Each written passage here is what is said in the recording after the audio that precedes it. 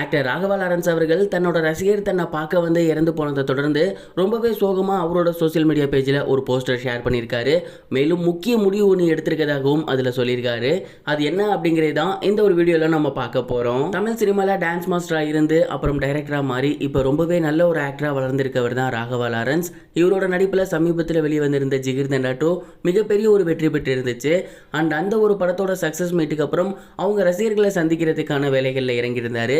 அப்போ இவரை பார்க்க வந்த ரசிகர் ஒருத்தர் ஆக்சிடென்ட்ல இறந்து போகவே இவருக்கு மிகப்பெரிய ஒரு சோகத்தை ஏற்படுத்தியிருக்கு. அண்ட் அவருக்கு தன்னோட கண்டோலன்ஸை ஷேர் பண்ணியிருந்தாரு.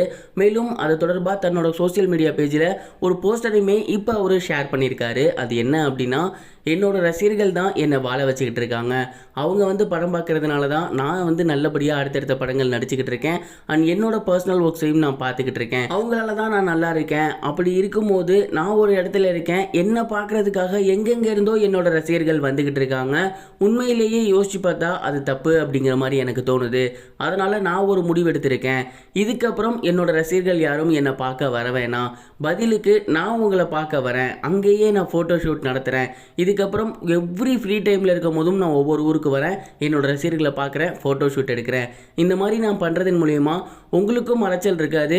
அதே போல் நீங்கள் என்னை பார்க்க வந்து உங்களுக்கும் எந்த ஒரு அசம்பாவிதமும் நடந்துடாது. அதுதான் என்னோட திட்டம். கண்டிப்பாக இதுக்கப்புறம் என்னோட எந்த ஒரு ரசிகர்களுக்கும் எந்த ஒரு விஷயமும் நடக்க நான் அலோவ் பண்ண மாட்டேன். அதனால தான் இந்த முடிவை நான் எடுத்திருக்கேன்.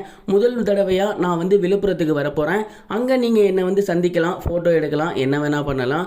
அண்ட் உங்களுக்காக தான் நான் இருக்கேன், உங்களால் தான் நான் இருக்கேன், உங்களுக்காக மட்டும்தான் இந்த முடிவு அப்படிங்கிறத அவரோட சோசியல் மீடியா பேஜில் அனௌன்ஸ் பண்ணியிருந்தாரு. இந்த ஒரு போஸ்டர் இப்போ பயங்கர வைரலாக போய்கிட்டு இருக்கு.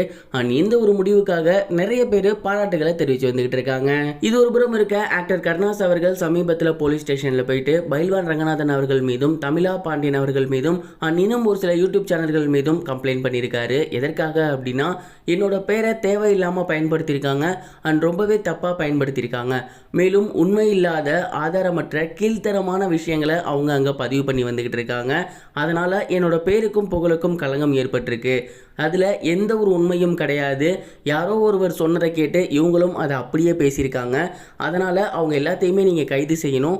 மேலும் அவங்களோட வீடியோ எதுலலாம் இருக்கோ அது எல்லாத்தையுமே அவங்களோட சொந்த செலவில் அவங்க அகற்றம் பண்ணணும், டெலீட் பண்ணணும் அப்படிங்கிறத கோரிக்கையாக வச்சுருந்துருக்காரு. இது போன்ற நபர்களாலும் ஒரு சில யூடியூப் சேனல்களாலும் என்னோட பேர் மிகப்பெரிய அளவில் டேமேஜ் ஆகியிருக்கு, நான் மன உளைச்சலில் இருக்கேன் அப்படிங்கிறதையும் மென்ஷன் பண்ணியிருக்காரு. இவர் கொடுத்த கம்ப்ளைண்ட்டோட காப்பி இப்போ சோசியல் மீடியாவில் வைரலாக போய்கிட்டு இருக்கு. இந்த ஒரு விஷயம் இப்போ ரொம்பவே பேசும் பொருளாக மாறி இருக்கு. இதுவரைக்கும் கனெக்டிங் டிவிக்கு சப்ஸ்கிரைப் பண்ணனா மறக்காம சப்ஸ்கிரைப் பண்ணிக்கங்க.